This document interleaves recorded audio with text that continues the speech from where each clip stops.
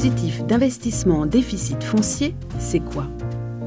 Ce dispositif s'adresse d'une part à des multi-investisseurs souhaitant défiscaliser le revenu de leur patrimoine locatif et d'autre part à des primo-investisseurs souhaitant acquérir un patrimoine locatif en partie financé par leur avantage fiscal.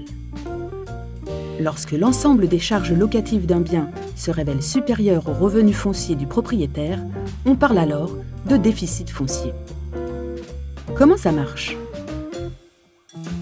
En cas de déficit foncier, le dispositif permet dans un premier temps à l'investisseur de ne pas être imposé sur son revenu foncier, et ce, même sur ses autres biens immobiliers, et dans un second temps, de déduire le montant restant du déficit foncier de son revenu imposable global, dans la limite de 10 700 €, l'excédent pouvant être déduit de ses futurs revenus fonciers pendant 10 ans.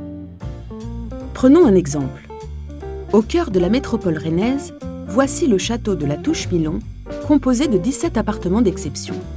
Ce cadre souhaite acheter un de ces appartements pour en faire un investissement locatif. Il gagne 80 000 € par an et a déjà un revenu foncier annuel de 15 000 €.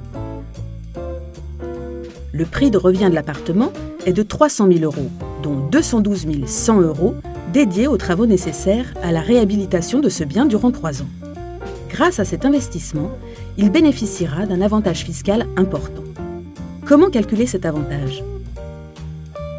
Pendant 3 ans, son déficit foncier sera la différence entre son revenu foncier, soit 15 000 €, et ses charges de travaux, soit 70 700 € par an. 15 000 moins 70 700 égale moins 55 700.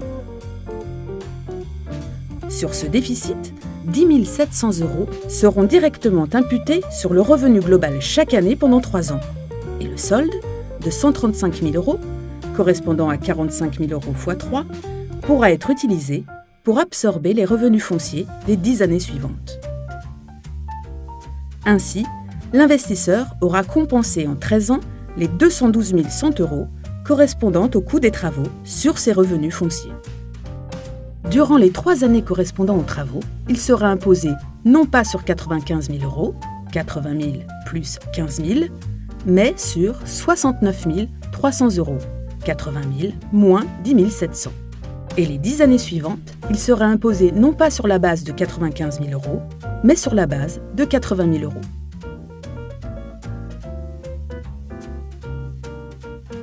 Pour bénéficier du dispositif de déficit foncier, il faut s'engager à louer nu son bien pendant 3 ans minimum, déduire des revenus fonciers les travaux lors de l'année de leur paiement, sans limitation de montant, imputer sur le revenu global uniquement les charges autres que les intérêts financiers qui viennent en déduction des seuls revenus fonciers.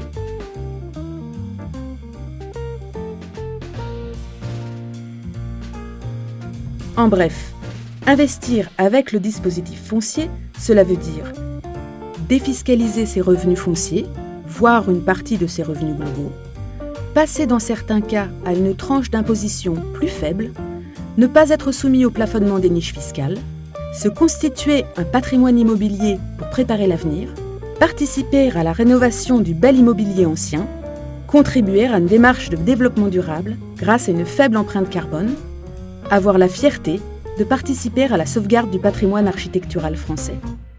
Avec Histoire et Patrimoine, investissez dans la sauvegarde du patrimoine.